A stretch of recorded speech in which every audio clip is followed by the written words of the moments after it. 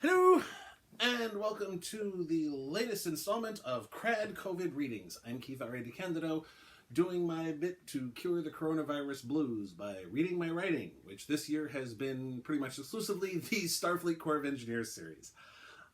Last week I finished Invincible Book 1, which was a collaboration between myself and David Mack. We now kick off Book 2 with Part 1 of this collaboration between myself and the New York Times bestselling author, Mr. David Mack. Although at the time we did this, David was not a New York Times bestselling author yet.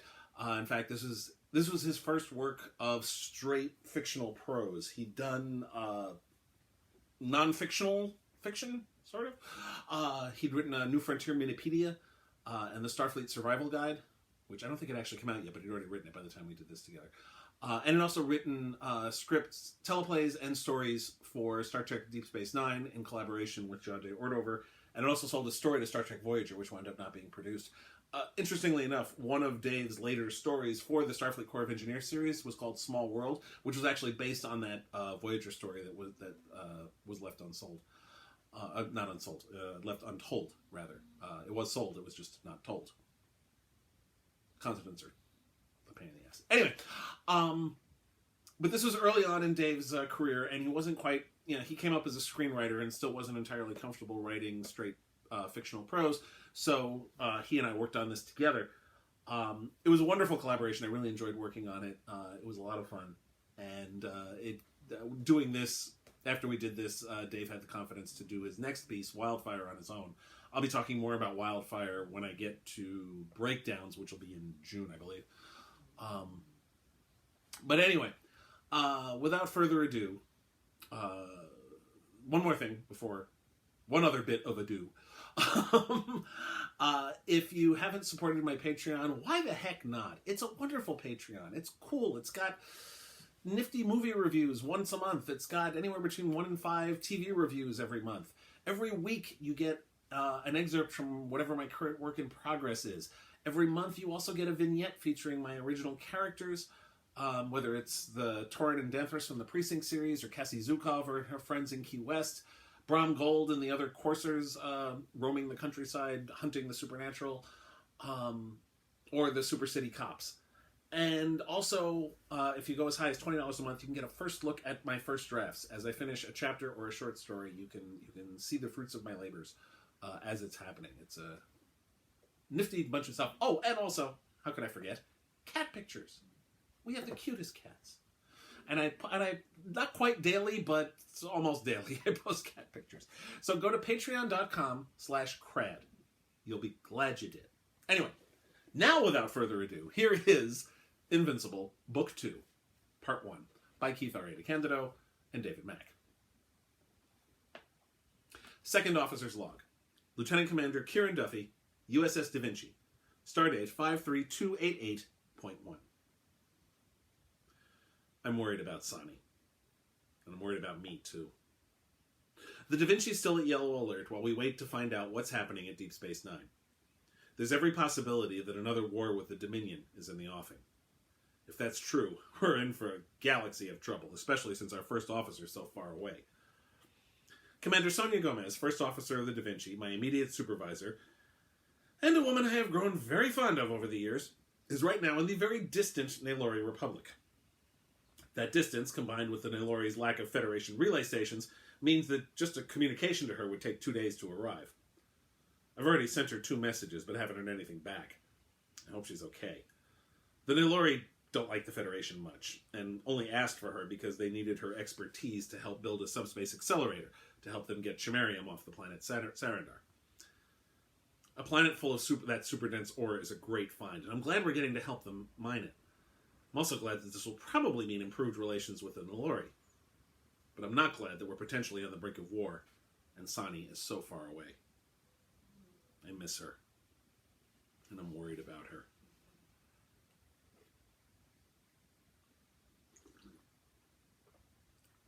Letter from Razka on Sarindar to Mareg on Nalor. 11th day of Sendrak, 23rd year of Tog. My wife! I write to you for the first time since arriving at this dreadful place. The reason is I fear for my life. Since the cause of the fear still exists, I write. Before I go any further, however, I wish to make a request of you. Please kiss each of my children for me. When you do so, tell each of them that their father loves them. Even the ones who are too young to comprehend. You will understand why after I ask this after you read this letter. But please, do that first. Thank you. Of all my wives, you are the one I dislike the least. So I wish you to have the record of my life in this place. We are building a subspace accelerator here on Sarindar. It will allow our glorious government to harvest Shimerium. That, I'm sure, means as much to you as it does to me. But they're paying me, so I won't complain. The first thing that happened when I got here will amuse you. The foreman issued me a weapon. Me. It took 3 days just to figure out which was the right end to point. But the foreman insisted. He was a big man named Kajana. He assigned me to be the aide to the project leader. That used to be Nalag. You would have liked Nalag. He was pleasant. He was also driven insane by this place. Much the same way you drive me insane, truth to be truthful. And after he went mad, the government did something odd. They requested help from the Federation. The Federation sent a woman from Starfleet. I thought that made them madder than Nalag at first, but Commander Gomez has been magnificent. Several here started calling her Sanyul because of her work. She made the load lifters work. She brought the project back on schedule. She fixed several errors in the subspace accelerator. She also killed a monster shii. No, your fears have not been confirmed. I have not gone insane. I sometimes wish I had, but no. The monster shii is real. It is not just the stuff of legends. And Commander Gomez killed it after it attacked and killed several workers. The problem with legends isn't when they turn out to be true. It's when they turn out to be half true. You see, in all the stories I've heard about the monster shii, I've never heard anyone mention two. But there were two here. The second one is much bigger than the first. It killed Kajana and took 3 others. Commander Gomez told me to organize a search party. She and Kajana did that the last time a monster shii attacked. I didn't want to go with her, but she insisted. Especially with Kajana dead. Do you know what she told me? That I was the only person she trusted now. Armed with my sonic rifle and this undeserved responsibility, I went out with her. Sarindar is a beautiful place in the daylight. At night, it is somewhat less so. When the sunlight glints off the flora, it's like walking in a jewel. Without that light, it's like walking in a tomb. Especially when we came across the dead bodies. Huarner, Erobnos, and Kargen, the 3 who were taken. Also Kajana's body. We found their remains on the ground, ripped to pieces. Except, of course, for their heads. The monster shii presumably still had them. The one Commander Gomez had killed had taken Port Kelrek's head. We continued to follow the trail. It led to a large cave. Commander Gomez told me that last monster shii was in a cave. This cave was apparently much bigger, but it had the same thing in it. Skulls. Many, many skulls from many, many animals. Some of them looked quite old. The monster shii had obviously been killing for a long time. Commander Gomez, for some reason, kept saying that we had done something to provoke the monster. I explained that it didn't need provocation, it simply collected heads. Then she said that if it collected heads, it might be rational. I suppose they teach that sort of silliness in Starfleet. Most of the party thought her to be mad. Zilder, the religious Bolian pilot, summed it up best. This is not one of Honig's creatures. Honig is his god. From the moment we met, he tried to convert me to worshipping Honig. Unfortunately, his missionary zeal was not very convincing, and it was even less so when the monster shii cut his head off. I froze when that happened. I just stood there and watched as the monster shii leapt out of nowhere and ripped Zilder to pieces. Just 2 days ago, I was teasing Zilder about his conversion attempts. In fact, I joked that he should have tried to convert the monster shii. Then Commander Gomez would not have had to kill it. Instead, it killed him. Commander Gomez did not hesitate. She fired on the creature. Several others followed suit. I did not. I just stood there. My mouth was agape. I couldn't even raise my weapon. My first thought was that I would never see my children again. That is why I asked you to kiss them earlier. I swore at that moment the first thing I would do if I made it back alive was express my love for my children. Not that I expected to get back alive. Even as most everyone else fired on the creature, it continued its rampage. The sonic rifle fire didn't even slow it down. This wasn't a total surprise, as it is twice as big as the first one to attack. That one is a corpse presently sitting in the camp hospital. Its fellow started killing indiscriminately. After Zilder, it decapitated Duren and literally sliced Eridak in two. Entor started to run away, and Gasab ran toward it. Still, I did not move. I just stood in the cave. People were scattering around me. The shii was slicing at anything that came near it. And the only sound I heard was the whining of the rifles. Sonic rifles don't give off any kind of emission the way a phaser would. They just make that whining sound. I heard no screams, though I saw mouths move. I did not hear the sound of flesh being rendered, though I saw it being done. But all I could hear was the sound of every rifle firing. Every rifle, save my own. At least until Commander Gomez ordered a retreat. That I did hear. Somehow then I found the wherewithal to make my legs move. We ran back to the camp. I came straight to my tent and began writing this letter. I have now fulfilled my oath to myself. When the next window in the sun's interference opens, we will send many messages. The primary one will be to request the government that the project be terminated and that we be allowed to leave. This letter, however, will go as well. If I die here, please let my children know who their father was. Tell them that I was a coward, or lie to them. It does not matter. Just tell them. Best regards, your husband, Raska.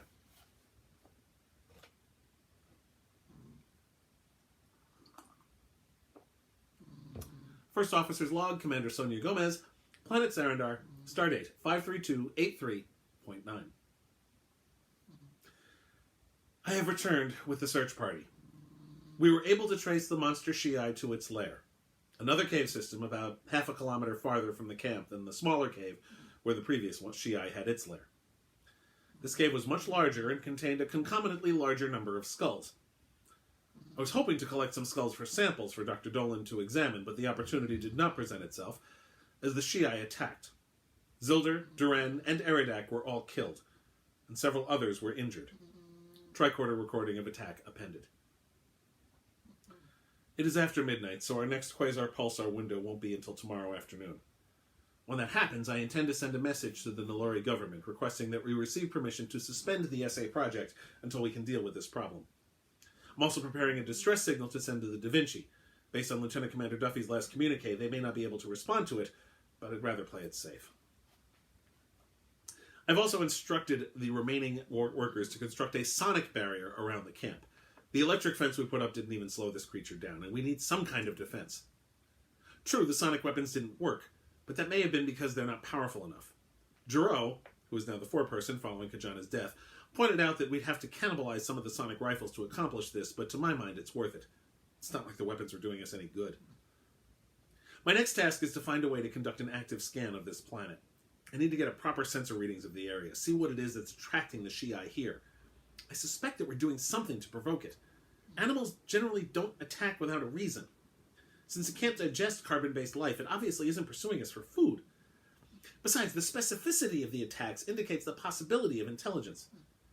But this is all speculation until I can get the tricorder to do some actual scans.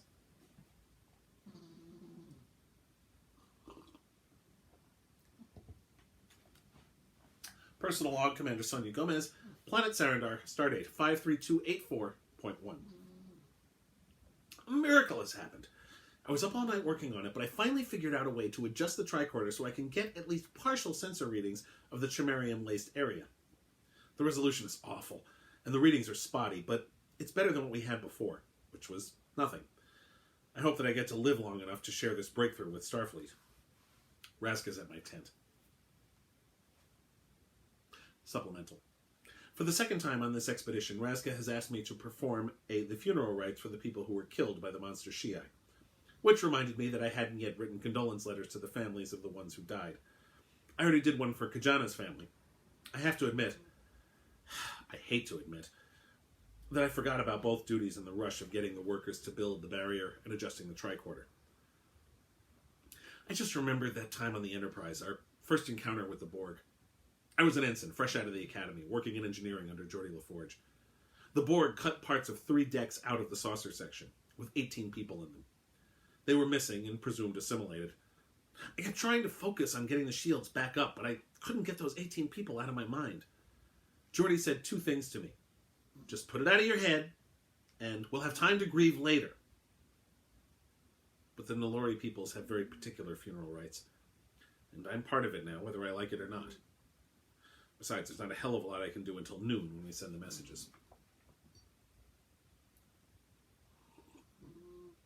Supplemental. The funeral was subdued. The ceremony was for everyone who died except Zildar. I think I did a better job of commending the Maza of the dead to the endless wind this time.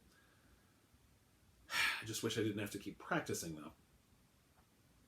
Eridak, one of the Nalori who died, only had 2 scars, both on his face, none on his forearms. From what I've learned, these are the basic coming-of-age scars. Every Nalori here has them, but he was the only one I remember who had only those 2, which meant he was very young. Too young to die. Afterward, I checked on the tent that Zildar had shared with 3 other workers, and it turned out that he had made up a will since arriving on Sarindar. Rather than follow any Bolian traditions, his wishes related to the death rites of the Damiani. Zildar had worshipped the Damiani god Honig, and according to the Serbeg, the holy book of Honig worshippers, he was required to be buried within 3 days of death.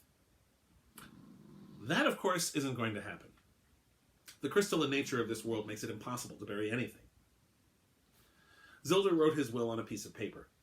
He had made many corrections and addenda to it during his time here. He left the Culloden to the Nalori Republic as my thanks for hiring me to work for them. He left his copy of the Serbeg to me. He had originally left it to Naleg, my predecessor, but that had been replaced with my name.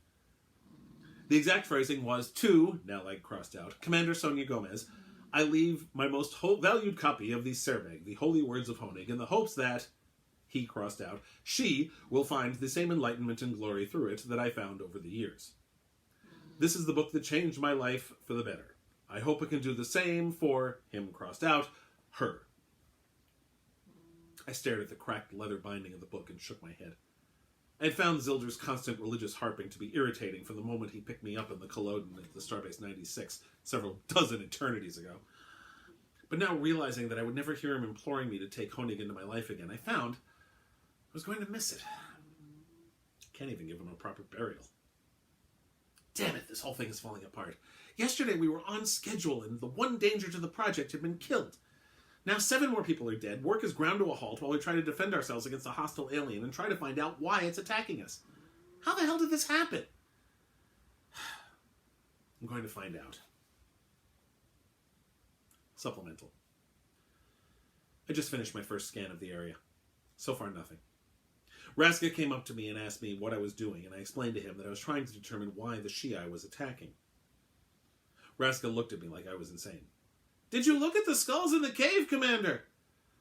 This monster has been killing things on this planet for much longer than this installation has been here. Besides, what does the reason matter? It hasn't just been killing, it's been decapitating and saving the skulls. It may be intelligent. We can't just kill it without finding out why. Well, perhaps you can't, and perhaps I can't. He got a funny look on his face when he said that. But there are dozens of workers here who will do whatever is necessary to avenge their comrades. And regardless of your status, Commander, they will not listen to any words you say about it possibly being intelligent or something to talk to. It is an animal, and it has already killed 7 men. The only response that anyone here will support is to kill it. To be continued next week. Thank you very much for watching. You can find me online at DeCandido.net. You can read my blog at DeCandido.wordpress.com. And as I said earlier, please support my Patreon if you can at patreon.com/KRAD. Thank you very much, and I will see you next week. Stay safe. Bye.